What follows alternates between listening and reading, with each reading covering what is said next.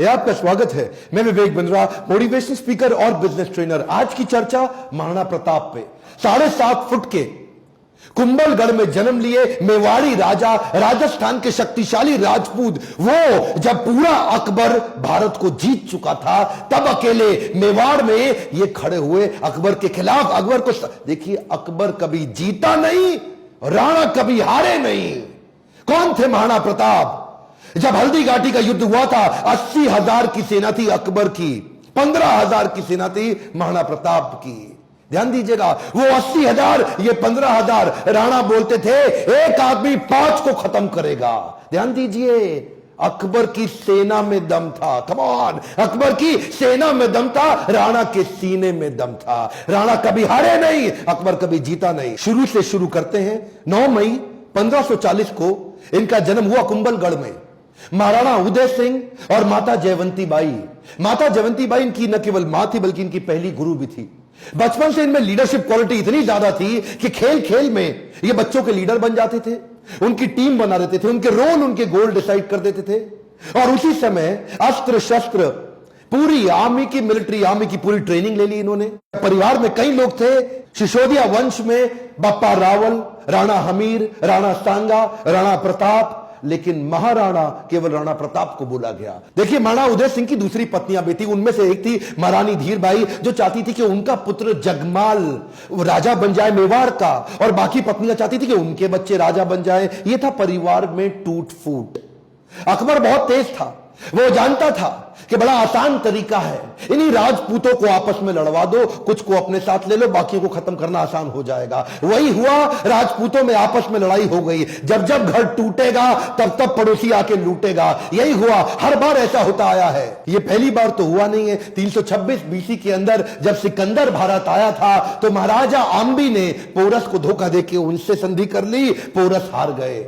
मोहम्मद गौरी कभी पृथ्वीराज चौहान को ना हरा पाते, जयचंद उनके साथ मिल गया, इसीलिए पृथ्वीराज चौहान हार गए। ब्रिटिशर भी हमारे देश में क्या कर लेते, वो तो ग्वालियर के सिंधिया, इंदौर के होलकर, हैदराबाद के निजाम और पटियाला के राजा 1857 में इन्होंने धोखा दे दिया, इसलिए हमारा देश मार खा गया था। और इसी तरह मुगल भी महाराणा प्रताप को कभी हरा नहीं पाते। वो तो जब परिवार टूटेगा तब तब पड़ोसी आके लूटेगा। आमेर के महाराज को इन्होंने अपने साथ ले लिया, टोडरमल को अपने साथ ले लिया, जयसिंह को अपने साथ लिया। इन्होंने परिवार के ही लोगों को तोड़वा के अपने साथ जोड़ लिया। अकबर स्मार्ट था। यहां पे महाराणा प्रताप अकेले पड़ गए, लेकिन भीलों की सेना बनाई। वो जो जंगली भील होते हैं उनकी मदद ली, उनको ट्रेन किया। ये हारे नहीं कभी। महाराणा प्रताप वो आते थे, इनको फिर अटैक करते थे। थोड़े दिन के लिए महाराणा प्रताप इधर उधर निकल करके फिर दोबारा नई सेना बना के फिर खड़े हो जाते। देखिए, ना तो ये महाराणा प्रताप को मार पाए, ना ही उसको पकड़ पाए। महाराणा प्रताप हर बार बाउंस बैक करते थे। महाराणा प्रताप शरीर से इतने ताकतवर, 7.5 फुट की उनकी हाइट, 70 किलो का उनका कवच, 10-10 किलो के जूते, 10-10 किलो की तलवार, 80 किलो का भाला। बहलोल खान को कैसे काट डाला? कौन था बहलोल खान? ये थे अकबर का सबसे बड़ा सेनापति, जो हल्दी घाटी के युद्ध में आया था। एक तलवार की काट से इन्होंने बहलोल खान समेत उनके घोड़े को 2 हिस्से में चीर डाला। ये बार बार लड़ाइयों का कारण समझिए। पॉलिटिकली और जियोग्राफिकली मेवाड़ अकबर के लिए दिल्ली से बहुत महत्वपूर्ण था। गंगा मार्ग के व्यापार मार्ग को यह पश्चिमी तट के साथ जोड़ता था। जियोग्राफिकली अगर वेस्टर्न हेमिस्फीयर से कुछ भी इंपोर्ट करना है, कुछ भी एक्सपोर्ट करना है, टेरिटरी से कोई सपोर्ट लेना है बाहर से भारत के, तो अकबर को मेवाड़ पार करना पड़ता था। मेवाड़ ऐसी किरकिरी बन गया और ये मेवाड़ को जीत नहीं पा रहे, क्योंकि वहां पूरा भारत तो मान जाता था और वहां महाराणा प्रताप अकड़ के खड़े थे। क्या है, एक्चुअली अकबर बहुत बड़ा था और महाराणा प्रताप सेना के मामले में बहुत छोटे थे, लेकिन महाराणा प्रताप का वैराग्य जबरदस्त था। ये बाकी राजाओं की तरह भोग विलास, इंद्रिय तृप्ति इसमें नहीं थे। ये बोले कि मैं अपनी सेना के बीच में रहूंगा। ये भीलों के बीच में जाके रहने लगे, जंगल में रहते थे। उबली सब्जी, कच्चा खाना खाना, जमीन पे सोना, पत्तल पे खाना, कोई बिस्तरा ना होना, सर पे छाता नहीं, पैरों में जूता नहीं, आम जीवन जीना उनके साथ। और तभी भील, जितने भील लोग वहां के हुआ करते थे, जंगली आदिवासी, वो उनके साथ जुड़ गए।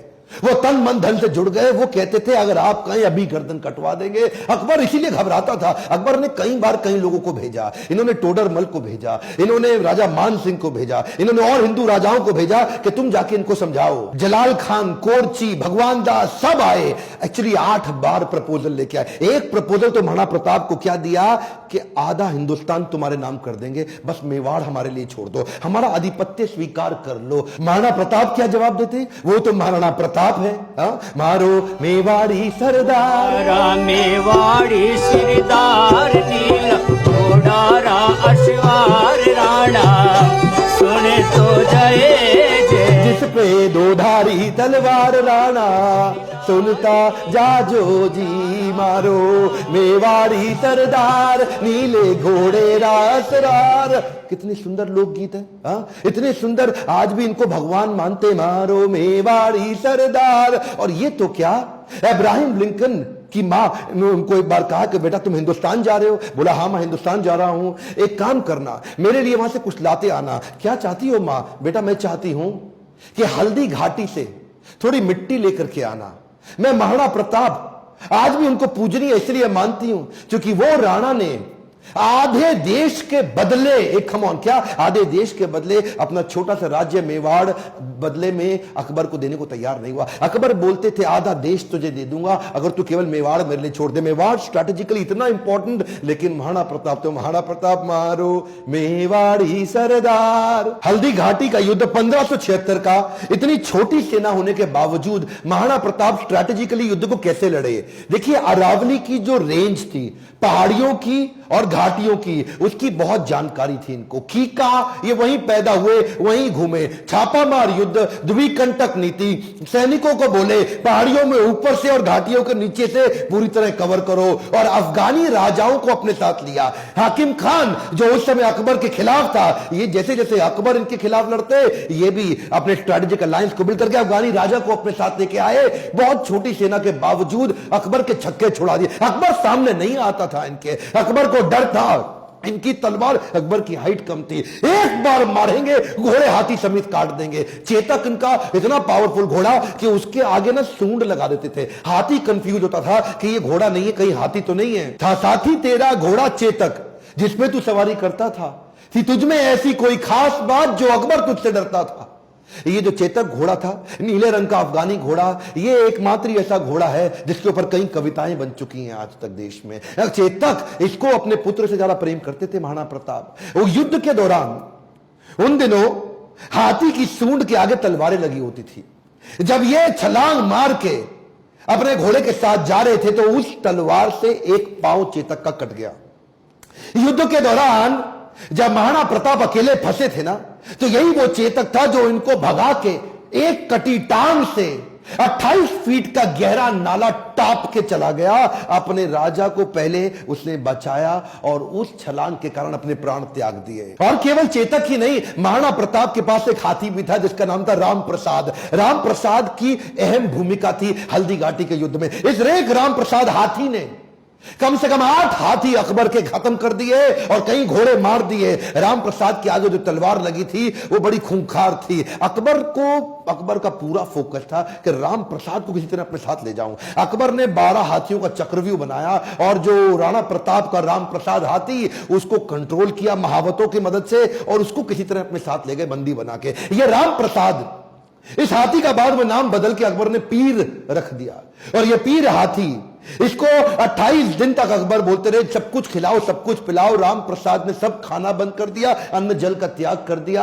अपने राणा प्रताप से बिछड़ने के दुख में वो ना कुछ खाया ना कुछ पिया। 28 दिन के बाद वो राम प्रसाद हाथी जो कमजोरी के कारण इसने अपना शरीर त्याग दिया। क्या बोला अकबर? अकबर बोला जिस महाराणा प्रताप के हाथी ने मेरे आगे सर नहीं झुकाया, मैं उस महाराणा प्रताप का सर कैसे झुकवा दूंगा। 1580 में अकबर ने फिर ट्राई किया। इस बार अपने अब्दुल रहीम खान खाना, जो उनका सबसे शक्तिशाली सूबेदार, उसको सूबेदार नियुक्त किया इस बार अजमेर में। और क्या बोले, मैं तुम्हें जिम्मेदारी देता हूं कि तुम इस बार मेवाड़ को किसी तरह जीत के मुझे ला दो, मुंह मांगा इनाम दूंगा अगर महाराणा प्रताप को पकड़ लाए। इधर कुंवर अमर सिंह जो कि सेनापति थे महाराणा प्रताप के, उन्होंने अब्दुल रहीम खान खाना को कंफ्यूज करने के लिए शेरगढ़ के पास एक अटैक किया।